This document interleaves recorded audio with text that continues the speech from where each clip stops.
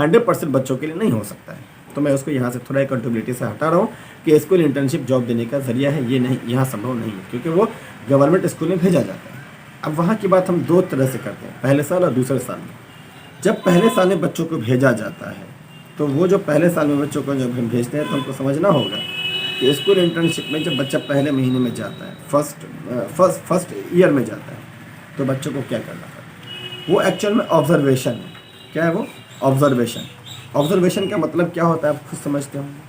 Observation का मतलब होता है कुछ चीज़ों को देख करके कुछ एक नॉलेज एक्वायर करना, उसके बारे में कुछ एक जानकारी पता करना। तो इसमें मैं बात कर रहा था कि जो पहला साल होता है, उसमें जो बच्चों को टास्क दिया जाता है, उस टास्क के ऊपर मैं बात करूँगा। किस तरह के टास्क होता है ऑब्जर्वेशन के अंदर? उसके अंदर बच्चों को देखना होता है कि जो वहाँ के टीचर्स हैं, जो ऑलरेडी वहाँ पे सेटल्ड हैं, गवर्नमेंट जॉब है उनकी, तो उनका किस तरह से लेसन प्लान तो 30 उनको बनाना होता ही है, वो बनाएंगे ही, लेकिन वो पहले साल में नहीं बनाना था, वो दूसरे साल में बनाना होता है।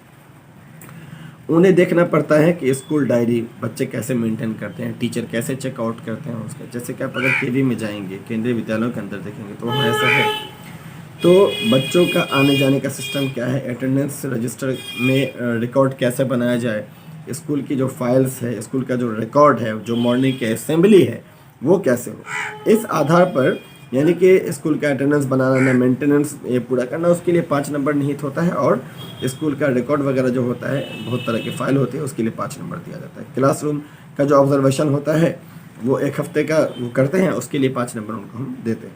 फिर स्कूल टाइम टेबल को वो जानते हैं, उसके बारे में अपना एक नज़रिया बनाते हैं, एक रिकॉर्ड एनालिसिस करते हैं, रिटन फॉर्म में उसको लिखते भी हैं, ऑब्जर्व भी करते हैं, वो 5 नंबर का होता है। टीचर उनके साथ गाइडेड होता है कि कोई कमी अगर होती है तो उनको इंडिकेट करता है, बताता है। फिर वो विलेज कैंपसेस में जाते हैं, कम्युनिटी में मिलते हैं, वहाँ के बच्चों से मिलते हैं, पेरेंट्स से मीटिंग करते हैं, इनके लिए नंबरिंग है। माइक्रो टीचिंग ऑब्जर्वेशन होता है। इसके बाद ऑर्गेनाइजेशन के टाइप से वो कल्चरल प्रोग्राम को इंडिकेट करते हैं, स्कूल के अंदर कुछ प्रोग्राम करवाते हैं जिसमें बच्चों के अंदर एक प्रतिस्पर्धा पैदा करनी होती है, बच्चों के अंदर एक फीलिंग्स होती है कि हमको आगे बढ़ना है, I just have to develop, है ना।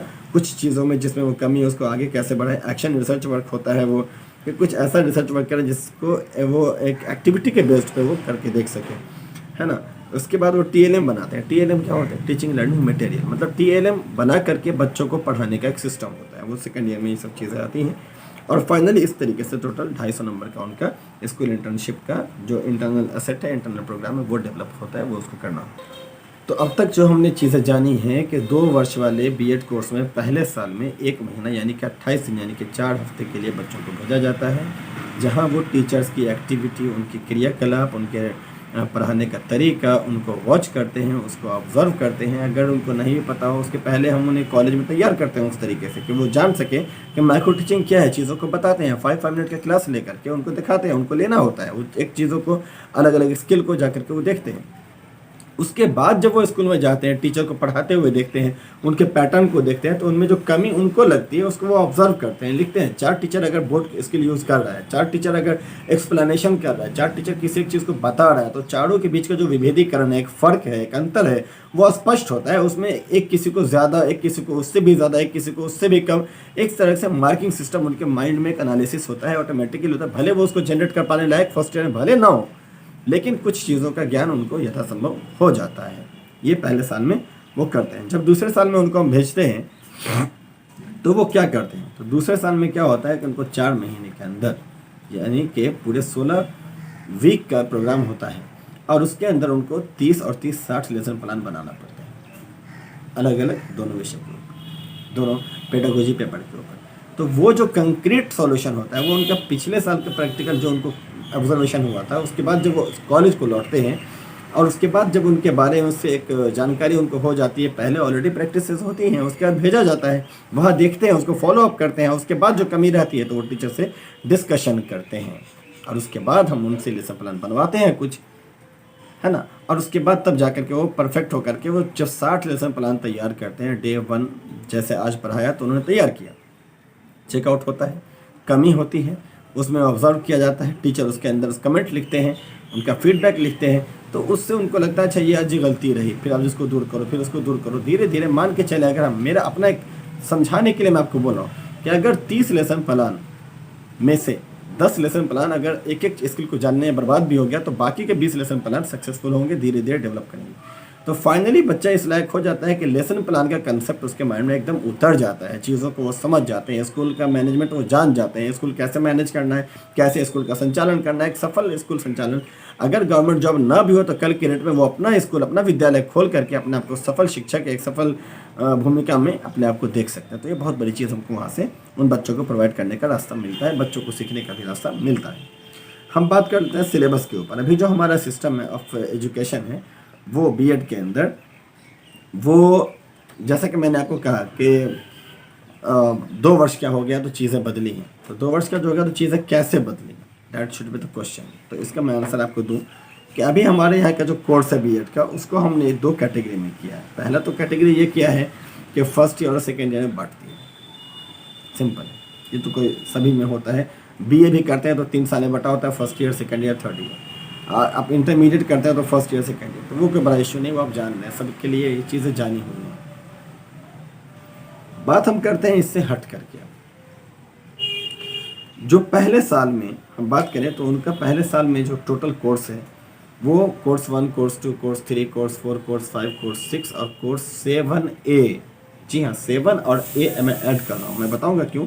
और उसके बाद EPC 1 है, EPC 2 है और EPC 3 है। कोर्स 1 क्या है, चाइल्डहुड एंड ग्रोइंग अप, यानी कि बच्चों का विकास, बच्चे कैसे डेवलप करते हैं, ये 4 क्रेडिट पर बेस है। क्रेडिट क्या है मैं बात करूंगा, 4 क्रेडिट पर आधारित है, जो कि 100 नंबर का होता है, 80 नंबर का थ्योरी और 20 नंबर का प्रैक्टिकल एग्जाम। दूसरा जो पेपर है contemporary India and education, India के संदर्भ में, पूरे भारतवर्ष के संदर्भ में जो एजुकेशन है उसका स्तर क्या है, कैसे है, वो भी 100 नंबर का है और सेम 4 क्रेडिट का है, 80 नंबर का है और 20 नंबर का प्रैक्टिकल। कोर्स 3 है, ये भी बहुत अच्छा कोर्स है, लर्निंग एंड टीचिंग, है ना, यानी बच्चा क्या सीख रहा है और क्या पढ़ रहा है, इसके बीच का एक समावेशीकरण करना, है ना। इसको बच्चा पढ़ करके भी सीखता है, सीख करके भी पढ़ता है, दोनों तरह से होता है। तो इसके बारे में हम एक ये भी 4 क्रेडिट का है, learning and teaching. Course 4 50 marks का है और 2 क्रेडिट पर आधारित है। कोर्स 5 भी, कोर्स 6 भी, कोर्स 7A भी। तो कोर्स 4 जो है मेरा लैंग्वेज अक्रॉस द करिकुलम, है ना, भाषा का करिकुलम में क्या योगदान है उसके बारे में बात है। अंडरस्टैंडिंग डिसिप्लिन एंड सब्जेक्ट, ये कोर्स 5 है। Discipline and the subject, subject के अनुसार उसका डिसिप्लिन क्या है, उसका मेंटेनेंस क्या है, उसका यूटिलाइजेशन क्या है, how to make a discipline of any of the subject, इसके बारे में हम जानते हैं, संदर्भ सहित समझते हैं उसको। जेंडर, स्कूल एंड सोसाइटी, आम तौर पे जो साधारणतः एक समाज के अंदर विभेदीकरण की नीति है, लिंग के आधार पर, सोसाइटी के आधार पर, अमीरी गरीबी के आधार पर, ठीक है, हर एक तरह से जो जेंडर में फ़र्क है, स्कूल और सोसाइटी में जो फ़र्क है, इस चीज़ों को हम ऑब्जर्व करते हैं और वो भी 2 क्रेडिट का है, ठीक है, जिसमें 40 नंबर का थ्योरी और 10 नंबर का प्रैक्टिकल का एग्ज़ाम होता है। कोर्स 7A की बात करिए, pedagogy of a school subject part 1, यहाँ ध्यान देने की बात है, of a school subject part 1। इसके अंदर बहुत सारे विषय हैं, मैं 7A और 7B के बारे में अलग से फिर बात करूँगा, लेकिन बात यह है कि स्कूल का ही सब्जेक्ट होना चाहिए, उससे हट के सब्जेक्ट नहीं होगा। यानी वो सारा सब्जेक्ट जिसको बच्चों को पढ़ना है, वो बच्चों की जो किताबें हैं जो स्कूल के अंदर चलती हैं, उन्हीं में से कोई विषय चुनेगा। आपके पास ऑप्शन अगर उससे हट करके है तो वो नहीं, स्कूल के रिगार्डिंग जो आपके बिहार के स्कूल के अंदर है उसके अंतर्गत उसमें जो सब्जेक्ट है उसको चूज़ करेंगे बच्चे और वो उनका पेडागोजी सब्जेक्ट बनेगा, प्लस वो बच्चों का अपना सब्जेक्ट भी हो। अगर कॉमन है तो ठीक है, नहीं है तो ऑप्शनल उसमें से लेने का तरीका है, वो ले सकते हैं। अब उसके बाद क्या होता है, EPC 1 है, EPC 2 है और EPC 3 है। अगर हम बात करें तो reading and reflection on text, ये EPC 1 है, reading and reflection on text, यानी रीडिंग पढ़ना, रिफ्लेक्शन और उसका इम्पैक्ट पढ़ना, है ना, ऑन टेक्स्ट। टेक्स्ट क्या होता है, आउटपुट है, जैसे कि बोर्ड पे कुछ हम लिखेंगे तो दिखेगा आपको, मेरे मन में क्या है, अगर हम 2 मिनट के लिए अगर हम समझ रहे हैं कराई, कराई माने चिल्लाना रोना, तो CRY कराई हम जान रहे हैं। अगर कोई मन में ये समझ रहा है KRY कराई है और कड़ाई कड़ाई बोल रहा है तो आप तो समझ नहीं पाएंगे, लेकिन जब वो लिखेगा KRY कराई तो आपको उसके अंदर की कमी दिखेगी। तो सब्जेक्ट टीचर कोई भी हो, सब्जेक्ट कोई भी हो उसका हो, चाइल्डहुड ग्रोइंग अप हो या कंटेम्प्रेरी इंडिया एंड एजुकेशन हो, लर्निंग एंड टीचिंग हो या फिर अंडरस्टैंडिंग डिसिप्लिन एंड सब्जेक्ट हो, जेंडर स्कूल एंड सोसाइटी हो, या फिर पेडागोजी पेपर हो, कोई भी सब्जेक्ट क्यों ना हो, उसमें जो कुछ पढ़ा है उसके अंदर की चीज़ों का जो वो एक निचोड़ समझ रहा है, उसको जब आउटपुट करेगा, प्रेजेंट करेगा, कैसे बोलना है, कैसे समझाना है, कैसे अप्लाई करना है इन लाइफ स्टाइल, तो ये सब इम्पैक्ट है वो दिखेगा। इसके लिए कई तरह के स्किल्स हैं, मैं उसकी बात भी करूँगा। APC 1 के अंतर्गत वो आते हैं। APC 2 के अंतर्गत आता है drama and arts in education.